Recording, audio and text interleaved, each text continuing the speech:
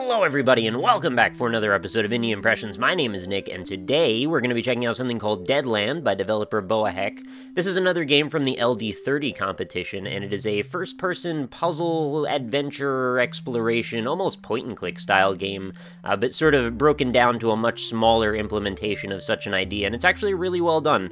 I played through this, it took between 10 and 15 minutes, so we're probably going to play through the whole thing right now, and I'll try not to just rush through it or anything, because it's got a lot of charm and character to it.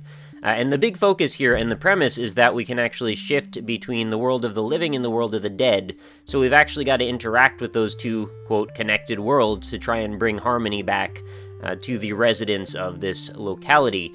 So there's a lot of instructions, or at least it looks like a lot of instructions here, and this is one of the things that I sort of learned from going to school for graphic design and typography. Like, looking at this bunch of text is kind of a bad first impression, unfortunately, and I don't, harbor any ill will towards the developer. The game was made in 72 hours, so, obviously there's going to be some shortcomings and some things that could probably be smoothed through, but this would be one of my first things to take care of if I was trying to, make a better presentation overall. All you really need is a couple line breaks above where it says instructions, maybe make that text a little bit bigger to show emphasis, put a few bullet points at the end. There's a spelling mistake where it says press E, and I would maybe change this font because it's actually a little bit difficult to read in my opinion. The uppercase E's and the fact that everything is uppercase, it just, I don't know, for some reason it's just kind of difficult to parse for me. And it happened a couple times when I was reading through the dialogue with the characters as well that I was just kind of having a hard time looking at things. But what this boils down to is we've got WASD to move, we can press E to switch back and forth between worlds, we can left click to talk to people, we can right click to drop items as long as we're looking down at the ground. I think that's what it says anyway. I'm not actually reading it right now, I'm just saying it from memory. And I could also press escape to pause the game or start the game, which is again a kind of a weird thing to like break into a game by pressing escape, right? You're used to just clicking or pressing spacebar or something like that. And then we can press tab to bring up this screen at any time. So, but in this case, we don't press tab to put this screen away. We have to press escape. So it goes in one direction, but not the other, which is a little bit asymmetrical and strange. And then, of course, X to completely exit the game. So anyway, here we go. The World of Deadland. Another game where, unfortunately, the mouse does not seem to be captured in the game. And also, we seem to have stereo-locational game music, which is kind of strange, too, because I hear it sort of buzzing around my head, but I'm not really sure where the source of it is coming from. I guess it kind of seems like it's coming from this tree with the silly cat stuck in it. So let's talk to this character here. Oh, it's terrible. Can you see my cat in the tree? Yep, there it is. He got a fright and won't come down. He loves tuna. Normally he'd come down for that. Would you be able to help me get him back? Of course I'll give it a try. That's kind of the whole premise, right? I mean, you've got a bunch of tuna right here. He might need this for his cat. So if he loves tuna, why doesn't he just come down? Well, I don't know. Maybe we'll just look around a little bit more. What's this doggy doing over here? Hello, doggy. That's Rover, by the way. Bark. Growl. Arf. Woof woof. I hope he doesn't growl that quickly at me. I was being kind of nice. I probably shouldn't take this. Yeah, I don't want to take his ball. He's going to get mad at me. Alright, so I can't interact with those. What if I go to Dead World? Does anything change? Well, Rover seems to be missing, and the music has gotten a little bit more ethereal sounding. There's a little bit more sustain on it, which sounds nice. And it looks like we've got a bunch of ghost characters around doing stuff, so why don't we talk to this... This is like a girl floating in the air. Ha ha hi? Can you see me? No one else can. Except the other ghosts, of course. They don't seem to like me, though. I'm so lonely. I wish I had a pet. I used to have a pet frog. I wonder where he is. Oh, that's sad. There's definitely the sense of melancholy in this game, where it's like, everything's really kind of just sad, but also at the same time, everybody's just kind of like getting along with life. Almost seems like it's promoting this acceptance of death and all of that, which is kind of a grandiose thing to take from a simple adventure game like this, but at the same time, just kind of a pervasive theme all throughout. So I found your frog already. It was actually sitting on the lily pad where frogs tend to be. Oh, thank you. Oh, you're welcome. I'm sorry I didn't realize I was bothering that cat. I'm just so happy to have Mr. Ribbity back. Well, that's nice. I'm glad I could help you in your endeavors, even after life. So what about the kitty, though? The cat is relieved that the ghost is gone and will gladly come down. Oh, I picked up the cat and just handed it to this person. Thank you so much. I wish I had a reward for you. You can have some tuna if you like. Okay, well, I mean, the tuna is for your cat. Why is your cat sitting sideways like that on the ground? Poor kitty. Can I pick up the cat? Oh, I can. I could take the cat and bring it somewhere else, I guess, if I really wanted to. So what else can I do here? I mean, I'll take some tuna in a minute, but I don't know what I want to even do with tuna yet, so... I mean, I do, but you don't, so I want to make sure that we approach things in a reasonable way. Why don't we go up to this house, and we'll see who's up here. I want pie! Oh man, don't I know it. Yeah, I feel the same way. I do this all the time. I just stand and scream at whoever runs near me and just scream, I want pie! I don't care if we have no apples. I want apple pie, and I want it now. Wow, entitlement culture, huh? Mom's just like face-palming right now. Oh dear. He wants apple pie. We have no apples. What will I do? I have felt creeped out. Yeah, see, that's where I have a hard time reading. I keep wanting those to be uppercase I's for some reason. I felt creeped out walking into the orchard since old man died. I just can't go there. Will you go pick me an apple, please? I'll reward you. Alright, I'd like this. I'd like this half a broken key because I have a feeling we need that to leave. So the apple orchard is this area over here. And so I could walk in right here and grab an apple, right? Place is protected. No, I can't take an apple. So what if I talk to our guardian ghost? I ain't gonna let no punks steal my apples. Them nasty little punks in their darn ball games. They don't want to retrieve their balls. They just want to get in my orchard to steal my hard-earned apples. If anyone wants apples, they have to pay me. Alright, so I gotta find a way to pay the old man ghost to take his apples. What about this fisherman over here? Do you have anything going on? Ain't no ghost fish. This here's an outrage. I really wish I could taste fish one last time. Oh, I know who would probably be able to give you something to let you taste fish. There's half a broken key here. Maybe it's the other half. Alright, why don't I go and grab some tuna. And we'll bring it over to Ghost Dude. Oh boy, thank you. Yum, yum, yum.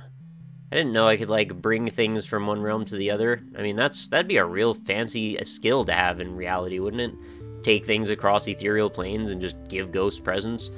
You can have the old half a key behind me for your treasure collection. Of course, you would think I have a treasure collection. Alright, so let's take this, and we'll bring it over here, and we'll put it by the door, because this is ultimately where we're going to end up. And we'll drop that there. Need the rest of the key to get out of here, definitely. And what about this dude here? Hey there, the name's Joe. Fish ain't biting no more. Not since Bob left us. It's almost like the fish been scared off by something. All I've been able to catch is this bone. Can I have it? Oh, I can just have the bone. Alright, well, you know who loves bones? This dog, right here. You want this? Yeah, you do. Slobber, slobber, chew, chew. Pant, pant, pant. Alright, you seem pretty happy about it. He won't mind if I take the ball now. What do I want to do with the ball? Man, I've gotten off on quite a tangent here. How about I go up to the house again, because I actually know where the ball goes, and we'll go talk to this sad ghost over here. Why don't I put this down first so we can see the text? I did this kind of out of sequence. The first time I did it, I pretty much did it perfectly, where I didn't really go through any of the dialogues to, like, accidentally just solve them. Hi, I'm bored. I wish I had my red ball still. I used to play with it all the time. Well, I have a present for you, buddy. There you go. Thank you. Take the gold coin as thanks. Ha ha ha. I'm glad you're happy again. Alright, so we've got our gold coin. So now we can go down inside the ghost world and bring this over. Oh, does the key change? Looks different in the ghost world. Looks like it kind of just disintegrated. You can have an apple if you want. Fantastic. At least someone has the goodness to pay up. Yeah, see, that's me. Full of goodness. Alright, so we're going to take the apple. We're going to bring it up to Mom. Mom's going to make an apple pie. Kid's going to be happy. Kid's going to give me the other half of the key. And I think that's it, actually. I think it's over already. Thank you so much. I'd better get baking straight away. I said I'd reward you. Oh, yes. I presume you don't want to be stuck in this valley forever. Well, I have half the key to get out of here. Take it, but I don't know where the rest is. And what does the kid want? Yeah, the kid still wants some pie. So you're going to go start baking. And I'm going to take this key. And I'm going to take a look around and see if there's anyone else here that needs help with anything. And I think we're pretty much good. You've got your frog. You've tasted tuna. You've got a ball up there. You've got a gold coin. And there's the other half of the key. You've got a bone. You got pie. You don't do anything because you're the beginning catalyst of this whole thing because you fished up the bone. And you got your cat back, so I guess we're good to go then. So I'll grab the other part of the key. And, well, where's the... Oh, did I leave it in Ghost World or something? Yeah, there it is. So I can put this together. Need the rest to get out of here. There we go, we've solved the world. And do I want to leave the valley in Ghost World, or do I want to leave it in Living World? I don't think it really matters, to be honest.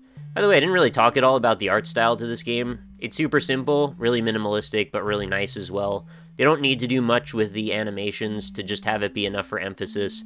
It's a feeling like the world is sufficiently alive, even though it's, you know, kind of automatic feeling, like there's a lot of kind of robotic movement going on. It doesn't really need much more than that. It's very bright and vivid, and like I said, there's this interesting balance between melancholy and acceptance. So I really like the whole presentation of this, and the music does well for that as well, because it's not really overly hurrying you or anything. It's just kind of like in the moment and just relaxing. So we'll walk up to the door. We can leave the valley. What if I go... Whoa, what happened there? I thought I switched to the other world and it didn't change. Okay, we left in Ghost World. The end, press X to exit. Alright, so that's simple enough. That was Deadland. Very lovely presentation. I definitely enjoyed it. I would certainly look forward to seeing more by this developer, and I hope that there are more little simple adventures like this with a classy presentation that I can run into. In fact, if you know any, feel free to comment where I might find such things. I think, you know, the LD competition, game jams in general, are great for providing bite-sized games like this. And I think this was a really good showcasing of how you can make a point-and-click style game in real time, where you can walk around, explore everything, and it doesn't end up being really frustrating, because that's my one complaint. Whenever I do point-and-click games, there's always this just endless number of items that you have to bash into other items until you get the thing you want. That always doesn't seem fun to me. I just like this, because it's like kind of Legend of Zelda style trading mechanic, where you get an item, you see who needs the item, you bring it there. The world is not so big that you're not going to run into everybody. It's not so sparsely populated that you've got to do a lot of walking with nobody to talk to. And in general, just kind of moves things forward. It's got a nice momentum to it. You feel like you're accomplishing something every minute or so, maybe even less than that. And you just kind of get moved forward and on and on. So, you know, if that gate opened and we opened up to another area that had another set of NPCs to talk to, I would be super happy to go on and do more. You know, I think this game is best served not to be like 5 hours long or something, but if it was like an hour or two, I could totally get into that. I could easily see this being like a $4.99 game on Steam or something like that. So anyway, that's going to do it for Deadland. I definitely enjoyed it. I recommend you check it out or tell a friend about it as well. There's going to be links for both Mac, Windows, and Linux available in the description. So if you want to go ahead and play this or play it with a friend, feel free. I definitely welcome any criticism or opinions about the game in the comments, as well as answers to any questions that I might have posed throughout the episode. And I will see you again for another one tomorrow. New episodes of Indie Impressions go up every single day. If you enjoy the series, consider subscribing, and I appreciate any likes left on the video. Helps spread the word about what's going on with the series, helps, you know, get more people to see what's going on, and I appreciate it very much. So I will talk to you tomorrow, and I hope you have a fantastic night. Later.